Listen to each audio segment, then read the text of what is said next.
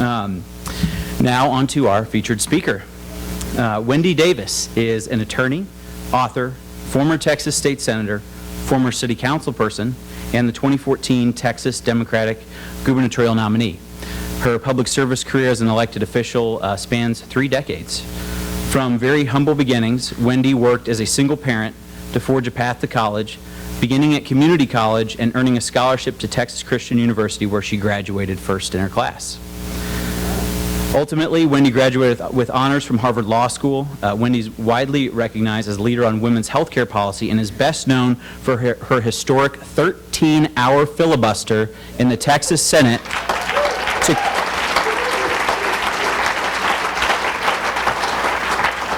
to kill a legislative effort that would have dramatically reduced women's access to abortion care services in her state. Now, as a first-generation college graduate, Wendy also has worked hard under challenging circumstances to improve public and higher education in Texas. Another important success in her legislative career was another filibuster in 2011 that she staged on the floor of the Texas Senate in an attempt to prevent dramatic funding cuts to Texas public schools. Wendy has also long been a supporter of LGBT rights, voting for Fort Worth's non-discrimination ordinance based on sexual orientation in 2000, so 15 years ago. And while in the state Senate in 2011, Wendy authored the only LGBT-inclusive version of anti-bullying legislation and co-sponsored youth suicide prevention legislation and lobbied to kill an anti-transgender marriage bill. So she has done a whole host of work on progressive issues all across the spectrum. She has been a champion for working families, women, and equality for all. I'm thrilled to have her join us here tonight and know we are all very excited to hear what she has to say. Please join me in welcoming our featured speaker, Wendy Davis.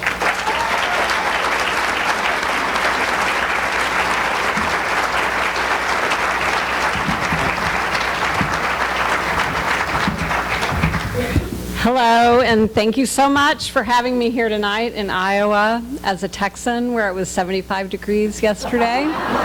It's a little interesting to be here.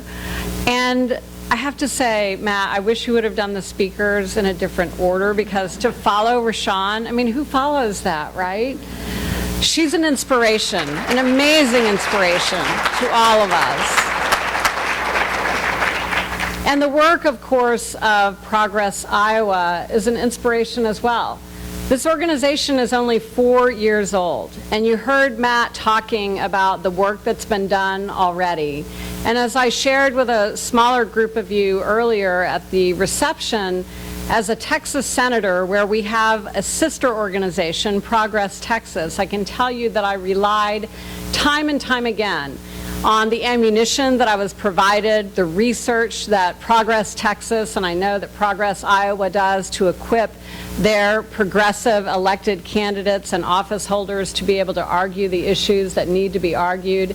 And I definitely benefited from and enjoyed watching them put the heat on those who needed to be held accountable in my state, as is happening here. So thank you, Matt, for what you're doing. Thank you, everyone in the room, for supporting the organization that's doing the incredible work as this one is.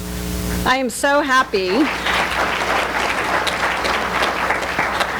to be in a room with all of you, a room that is filled with people who believe in the value and the dignity of every individual, a room of people that believe in that strongly enough that you are willing to give tremendous energy and passion, fighting to make sure that every individual has an opportunity, a path to create a better life for themselves and their families, like Rashawn described in her own life. My path was made possible because of people like you, people who came before all of us and who believed in the promise that our country is founded upon. A promise that we can become all that we are capable of dreaming if we will work hard enough. Like the progressives in this room, the people before you who committed to that promise believed that our country could make progress only if each and every one of its citizens could realize their full potential. I am grateful every day for those people. Without them and their efforts, I never would have had the opportunity to place my foot on the path of higher education, a path that lifted me from poverty. And I certainly wouldn't have had the opportunity and privilege to speak to a room full of people like you. It was with appreciation for the path that I walked that I found my way into public service, drawn there because I saw an opportunity to play a role in making more stories like mine and like Rashawn's possible. When I was elected to the Texas Senate in 2008, after serving for 9 years on the Fort Worth City Council, I and another woman who was elected that year became the 5th and 6th woman out of 31 senators who would be serving together. It was the first time that more than 4 women had ever served at any collective time in the Texas Senate. And in fact, new lockers had to be built in the Women's Senate Lounge because there were only 4 at the time. And while this signaled some movement toward progress, I was only the 14th woman ever in the entire history of our state to be elected to the Texas Senate. It may come as no surprise to you then that we've had our struggles when it comes to hearing women's voices.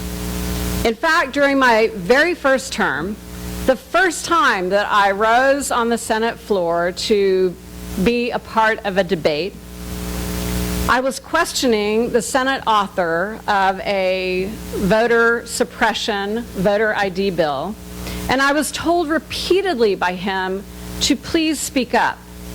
Now keep in mind that I had a microphone like this one that was making my voice as loud as it is right now, and he was about as far away from me as Rashawn is.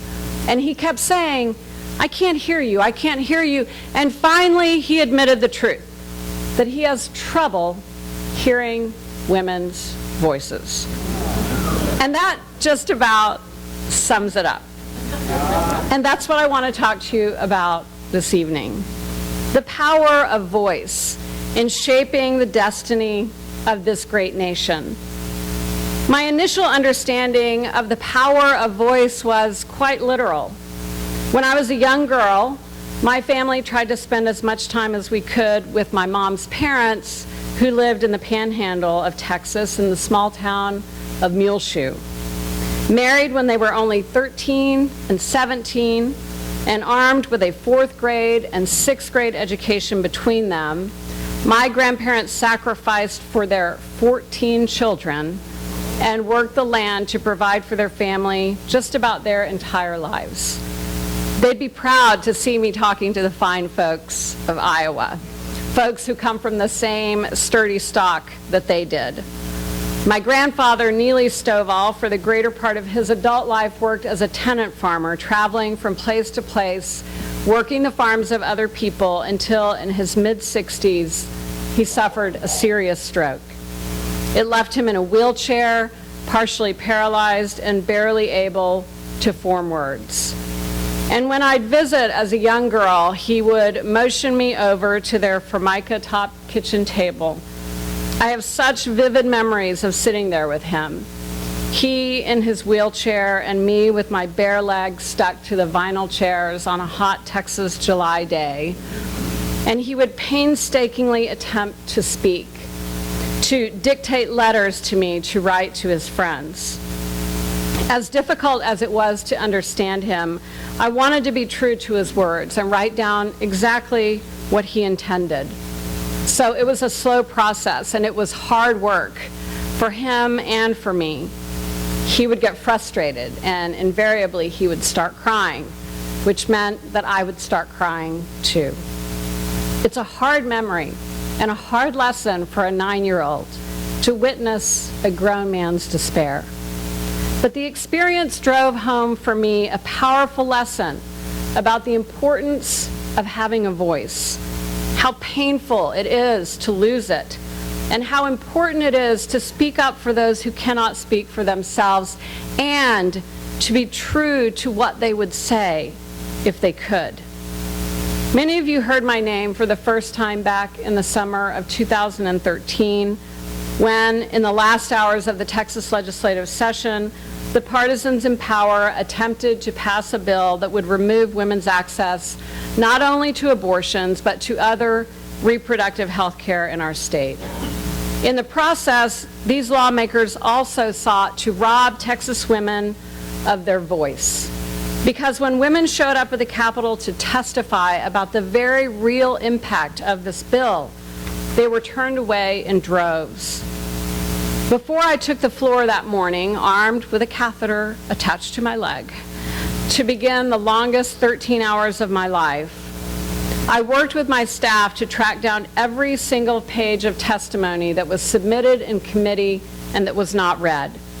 And during the next hours, I read every single one of those stories, people's personal stories about an issue that mattered deeply to them.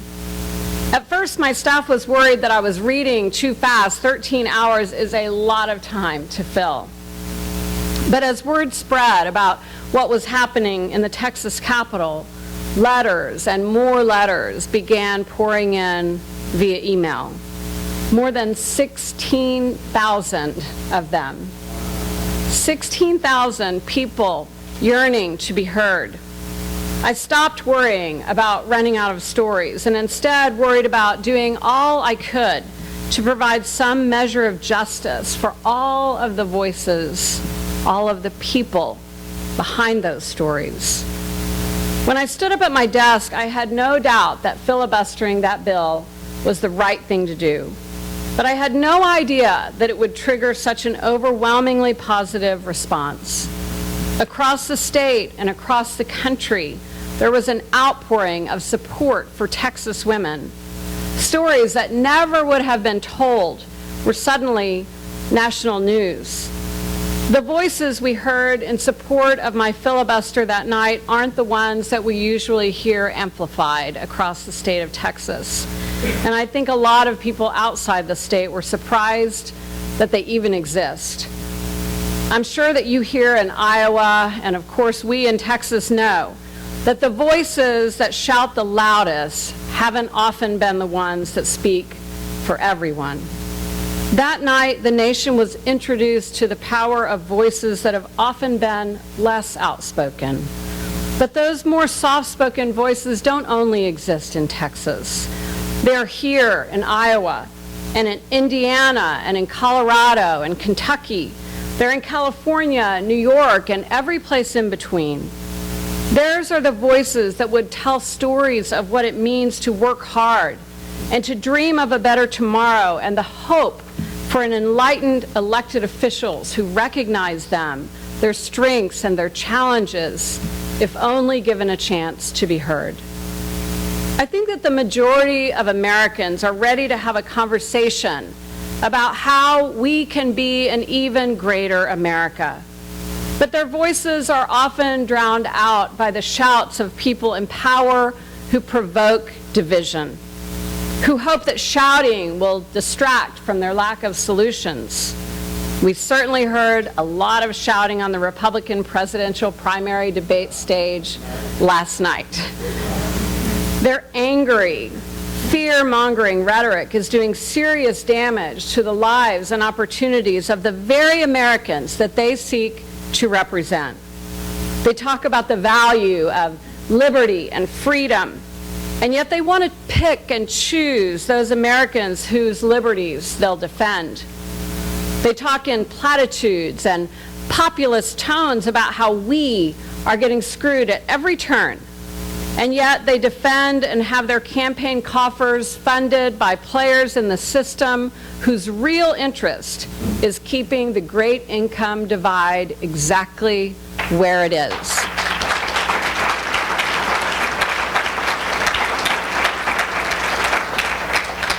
They talk of justice and fairness while supporting continued disinvestments in public and higher education, chipping away at the truest of equalizers in this country.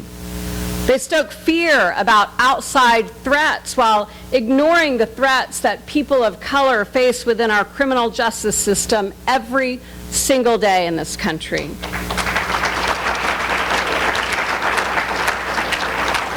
or the threat of what it means to be a single working mom trapped in poverty and working for the minimum wage. They talk of respect for individual freedoms and will go to the mat to assure that unfettered access to all manner of weaponry is protected, while simultaneously ignoring constitutional protections against intrusions on some of the most personal and sacred of healthcare decisions made by women.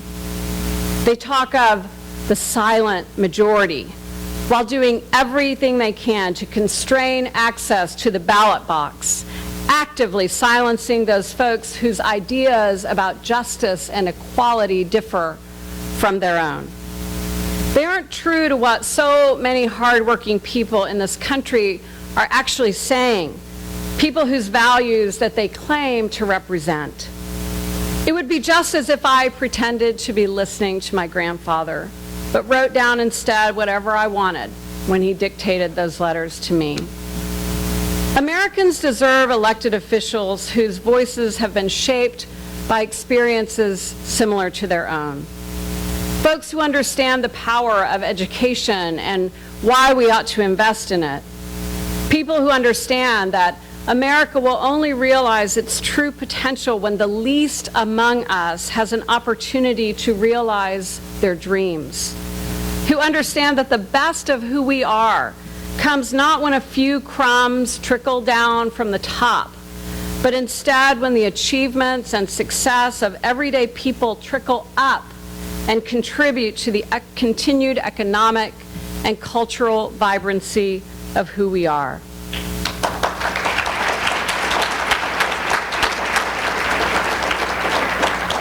I strongly believe that a progressive agenda is much more reflective of America's agenda, of who we are, of our character as a nation.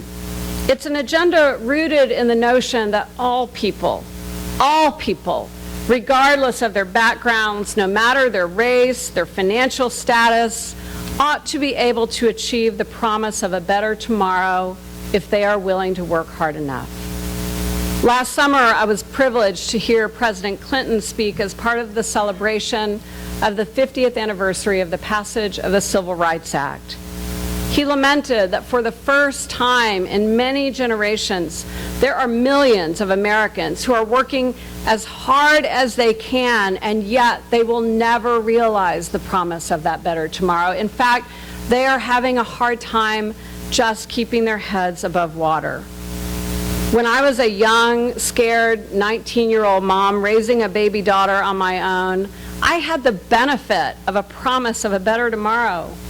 Even on dark days, literally dark, because I couldn't afford to pay my electricity bill, I knew that if I could put my foot on the path of higher education and keep it there, I could make a better tomorrow possible for us.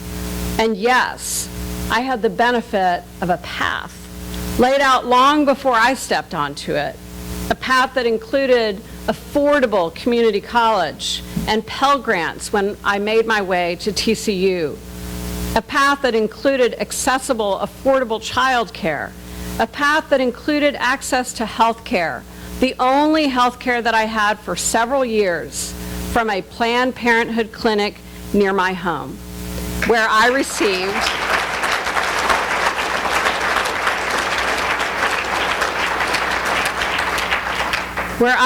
checkups and contraceptive care and the ability to prevent a second unplanned pregnancy, which would have completely derailed my opportunity to create a better life for myself and the child that I already had.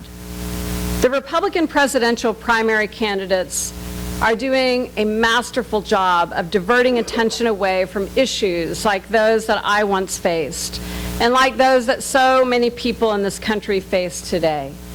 And they are being aided in diverting the conversation by virtue of a recent spate of events that have created very real fears in the hearts of Americans. Sadly, they are capitalizing on and twisting that fear to support their own failed agendas. But for all their tough talk, they are proving that they're still held hostage to the voices of a powerful lobbying few rather than the interests of the many.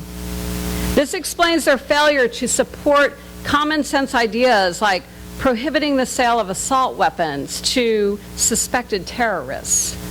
And as an aside, don't you find it interesting that we have to show our driver's license at a pharmacy to making sure that we aren't stockpiling decongestant? But a suspected terrorist in this country can walk into any gun show in just about any state and buy a stockpile of assault rifles, no questions asked.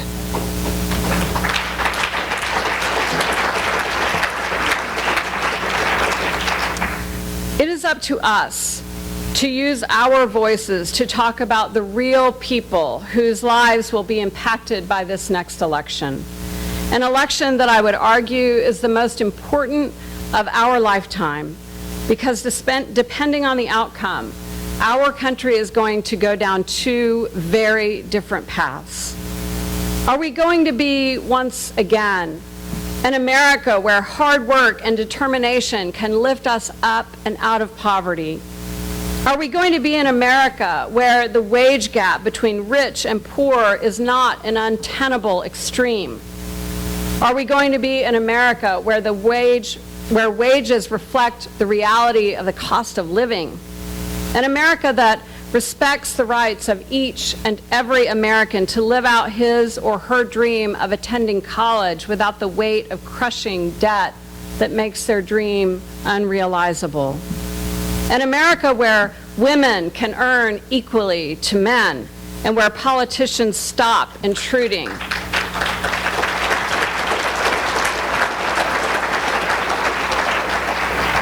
Upon the private reproductive health care decisions of women, where the voices of everyday people aren't drowned out by the power